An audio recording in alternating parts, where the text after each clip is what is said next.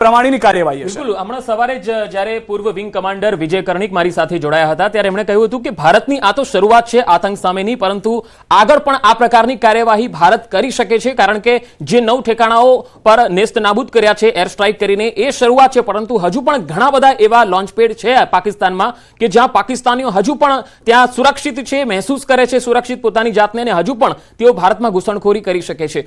હવે બીજી એક મહત્વની વાત અહીંયા આવી રહી છે કે ઇસ્લામાબાદમાં તમામ શાળાઓ આજે બંધ છે।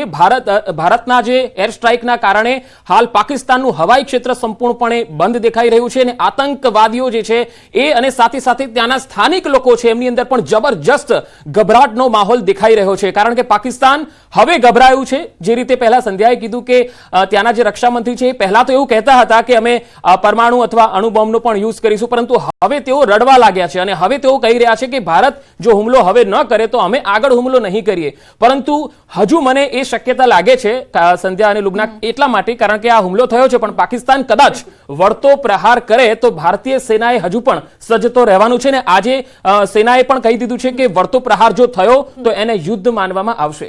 બિલકુલ પંકજ, જે પ્રકારથી વળતો પ્રહાર જો થયો તો તેને યુદ્ધ માનવામાં આવશે, વાત તમે કહી। અને સાથે સિદ્ધાર્થની એક વાત કે ગીતામાં લખ્યું છે કે કોઈ હણે તો તેને હણો, તેની સાથે હું ઝીરો ટોલરન્સની પોલિસી જે પીએમ મોદી અપનાવી છે, 14 દિવસની અંદર કાર્યવાહી કરવી। અત્યાર સુધી ઘણા બધા હુમલા થઈ ચૂક્યા છે, પુલવામા અટેક હોય કે બીજા અટેક, પરંતુ ઝીરો ટોલરન્સની જે આ પોલિસી છે અને કહી શકાય કે જે થિયોરી છે એ બાદ એક સ્પષ્ટ સંદેશ થાય છે કે જો પાકિસ્તાન દ્વારા કોઈ પણ કાર્યવાહી કરવામાં આવશે તો તેનો ત્વરિત જવાબ આપવામાં આવશે। ભલે 1-2 દિવસમાં આપવામાં નહીં આવે, પરંતુ આ 14 દિવસ પૂરતા છે આ કાર્યવાહી માટે। અને પાકિસ્તાન દ્વારા કોઈ કાર્યવાહી કરવામાં આવે છે કે કેમ તે બહુ સંધ્યા મોટો પ્રશ્ન થઈ જશે, કારણ કે પાકિસ્તાન એટલી રીતે સજ્જ અત્યારે નથી, અને જો એ વળતો હુમલો કરે છે તો તેના સાઇડ ઇફેક્ટ તેને ભોગવવા પડશે। જેને પાણી પીવાના ફાંફા છે, જેના ઘરમાં સબ્જી નથી પ્રોપર બની રહી, રોટલી માટે લોટ મોંઘો છે, એ પાકિસ્તાન કેવી રીતે ભારતની બરાબરી કરી શકે? આ સવાલ ફક્ત ભારતીયોને નથી, આ સવાલ દુનિયાને પણ થઈ રહ્યો છે। ભલે એને અમેરિકા અથવા તો ચીન તેને મદદ કરતું હોય, પરંતુ દેશના વડાઓએ દેશના નાગરિકોની રક્ષા કરવાની છે। હવે કેવી રીતે કરશે એ ખબર નથી, પરંતુ આપણે ભારતની વાત કરીએ તો ભારતમાં કઈ રીતે અત્યારે ચાલી રહ્યું છે।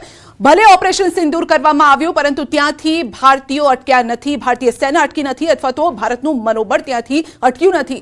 ભારતમાં અલગ અલગ જગ્યાઓ પર અત્યારે જે અલર્ટ છે એ આપી દેવામાં આવ્યું છે, ખાસ કરીને ભારત પાકિસ્તાનની જે બોર્ડર છે ત્યાં જે સ્થાનિકો રહી રહ્યા છે, જમ્મુ કાશ્મીરની જે સીમા પર છે ત્યાં જે સ્થાનિકો રહી રહ્યા છે તેમને યોગ્ય સ્થળે અત્યારે શેલ્ટર આપવામાં આવી રહ્યા છે। ગુજરાતની જો વાત કરીએ તો ગુજરાતમાં એરપોર્ટ હોય, આ સાથે જ જે રેલવે સ્ટેશન છે, જાહેર સ્થળો છે, અને સૌથી મોટી વાત જે છે જળ સીમાઓ છે ભારતની અને ગુજરાતની જે જળ સીમા છે, 1600 કિલોમીટર લાંબો જે આ દરિયા કિનારો છે ત્યાં અત્યારે ચાક ચોબંધ વ્યવસ્થા કરવામાં આવી છે। માછીમારોને પણ એક મેસેજ આપી દેવામાં આવ્યો છે કે જો કોઈ પણ શંકાસ્પદ ગતિવિધિ આપને જોવા મળે અથવા તો આપને કંઈક એવું શંકાસ્પદ લાગે, તુરંત જ તંત્રને અલર્ટ કરો, કારણ કે ભારત હવે કોઈ પણ નાની એવી ચૂક કરવા માટે નથી ઈચ્છી રહ્યું। કોમલ, સંધ્યા, એટલે અત્યારે કોઈ પણ પ્રકારની ચૂક આપણે કરવાની નથી અને એકદમ સજાગ રહીને તમામ તૈયારીઓ હાથ ધરવાની છે, કારણ કે અત્યારે સમયગાળો જે પ્રકારનો છે, આપણે અત્યારે જોશ અને જુસ્સાથી કામગીરી લેવાની છે। આજે તૈયારીઓ થઈ રહી હતી, ગઈકાલે આપણે વિડીયોમાં પણ તમામ જે ડિટેલ હતી એ પણ આપી હતી કે બ્લેકઆઉટની વાત કરી રહ્યા હતા કે અંધારપટ કરી દેવામાં આવશે, કે યુદ્ધની પરિસ્થિતિ હશે એટલે અંધારપટ કરી દેવાય, કે દુશ્મનોને કોઈ પણ પ્રકારની વસ્તુ ન જોવા મળે, એ બધી જ તૈયારીઓ હાથ ધરવાની વાત આજે ચાલી રહી છે। પરંતુ પાકિસ્તાન પર જ્યારે આજે હુમલો થયો છે એટલે અહીંયા વાત એવી આવી જાય છે કે મોકડ્રીલની જરૂર કદાચ આજે આપણે તૈયારી કરી રહ્યા છે, પરંતુ એ લોકોને પહેલેથી હતી, કારણ કે અત્યાર સુધી જે એર સ્ટ્રાઇક કરવાની વાતો હતી ત્યારે તે લોકો દ્વારા પરીક્ષણો કરવામાં આવી રહ્યા હતા, તમામ જે સેનાના પાંખ દ્વારા જે પરીક્ષણો થઈ રહ્યા હતા તેનું પરિણામ ક્યાંક હવે પાકિસ્તાન તરફથી જોવા નથી મળી રહ્યું, કારણ કે આપણા દ્વારા તો હુમલો કરી દેવામાં આવ્યો, પરંતુ એમની તૈયારી શું છે એ કોઈ જ જોવા નથી મળી રહી, ને અત્યારે જાણે ફફડી ગયા હોય તે લોકો, એ પ્રકારની પરિસ્થિતિ ઊભી થઈ ગઈ છે। સિદ્ધાર્થ, અને સૌથી વધારે મહત્વની વાત છે કે જે દેશની અંદર શૂરવીરો છે તે દેશની ધરતી ઉપર કવિઓ પણ છે। વજૂદ તુમ્હારા મિટા દેંગે શબ્દો સાથે કવિતા પણ લખાઈ ગઈ છે। तुमने नाम पूछकर मारा था, हम नाम बताकर मारेंगे, तुमने छीना था सिंदूर हमारा, हम वजूद तुम्हारा मिटाएंगे। तुमने नाम पूछकर मारा था, हम नाम बताकर मारेंगे। अब ये मत सोचना अब की बार कि दया हम तुम पर दिखाएंगे। अब ये मत सोचना अब की बार हम दया तुम पर दिखाएंगे, चुन चुन कर लेंगे बदला और घर में घुस कर मारेंगे। तुम તો ગુજરાતના પણ બે પરિવારના લોકો હતા. ભાવનગરની જ વાત કરીએ તો બે લોકો હતા કે જેના મૃત્યુ થયા, એક ઇજાગ્રસ્ત થયા હતા. આતંકીઓના ઘરમાં જઈને જ્યારે સેનાએ આતંકીઓની કબર ખોદી છે તો પીડિત પરિવારોએ સેનાની કાર્યવાહીને પણ બિરદાવી છે. અમે હરખભર્યા ગયા હતા અને સિંદૂર વિખાઈ ગયો. પછી અમને મોદી સરકારે અમને અમિત શાહે સહાય કરી કે અમે એનો બદલો પણ લેશું. અમારો બદલો લીધો. અમને ગુજરાતમાં એમ થયું, ભારત દેશમાં, કે હવે જાગૃત થવાની જરૂરિયાત છે. તો આ જ ભાવના છે કે જે દેશભરનું લોકો કહી રહ્યા હતા કે હવે બદલો લેવો છે. અને સરકાર તરફથી સ્પષ્ટ કહેવામાં કે 14 દિવસ અમે પહેલા દિવસે હુમલો કરી શકતા હતા, પરંતુ અમે 14 દિવસ સમય આપ્યો છે પાકિસ્તાનને એની અંદર જે રોગચાળો ફેલાઈ ગયો છે એ મિટાવવા માટે. પરંતુ પાકિસ્તાન ફરી એક વખત એ ગેંગરિંગ સાથે જ રહેવા માંગે છે.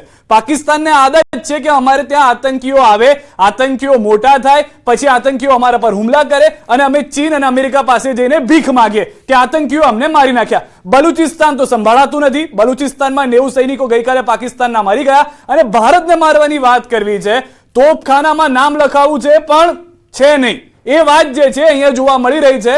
અને જે પાકિસ્તાન પોતાના તોપ ગોળા યુક્રેનને વેચી રહ્યું છે કારણ કે પૈસા આવે, એ ભારત સામે લડવાની વાતો કરી રહ્યું છે. જેમ કે સંધ્યા હમણાં કીધું ખરા, હવે રક્ષામંત્રી કીધું કે અમે નહીં લડીએ, પણ લડે એવું કહે તો પણ કોઈ માનવા તૈયાર ન થાય કે જ્યાં આગળ ભીખ માંગવા માટે પણ હવે એ લોકો પાસે કોઈ રહ્યું નથી.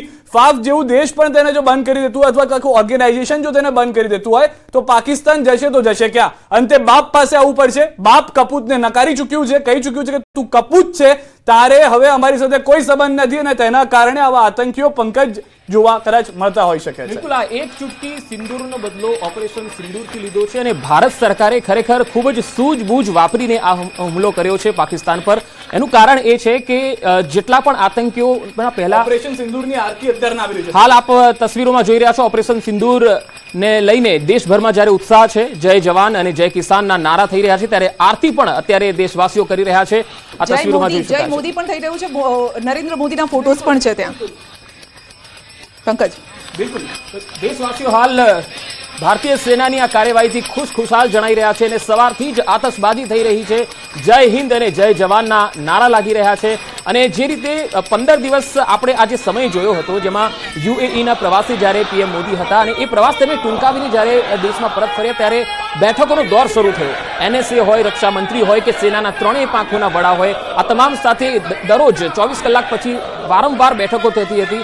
એટલે દેશવાસીઓને પણ એ હતું કે કંઈક મોટું થવાનું છે. અને 7 તારીખ આવી એટલે સૌને એવું હતું કે આ મોક ડ્રીલ તો થવાની જ છે, પરંતુ ત્યાર પછી કંઈક મોટું હશે. પણ આ મોક ડ્રીલ પહેલા જ એર સ્ટ્રાઇક કરી દીધી અને રાતના 1:30 વાગે જે પણ આતંકીઓના લોન્ચપેડ હતા પાકિસ્તાનની અંદર એ તમામને નેસ્ત નાબૂદ કર્યા. આ એક મોટી સૂઝબૂઝ સાથેની કાર્યવાહી છે. એનું ફરી કહીશ કે એક ચૂટકી સિંદૂરનો બદલો ઓપરેશન સિંદૂરથી લીધો છે અને આ ભારતીય વાયુસેનાએ જબરજસ્ત કાર્યવાહી કરી છે. બિલકુલ, મોકડ્રીલ પહેલા જે કાર્યવાહી કરવામાં આવી છે તે ખૂબ જ મોટી અને મહત્વપૂર્ણ કહી શકાય. અને જે પ્રકારથી ઓપરેશન સિંદૂરને લઈને અત્યારે જે ખુશી છે તેને લઈને પૂજા કરવામાં આવી રહી છે, આરતી કરવામાં આવી રહી છે. એક તરફ આપ ઉજવણીના દ્રશ્યો જોઈ રહ્યા છો તો બીજી તરફ જે હાલ બેહાલ થયા છે પાકિસ્તાનના, તેના પણ દ્રશ્યો અમે આપણે ટીવી સ્ક્રીન પર બતાવી રહ્યા છે કે કઈ રીતે જે અલગ અલગ વિસ્તારો છે.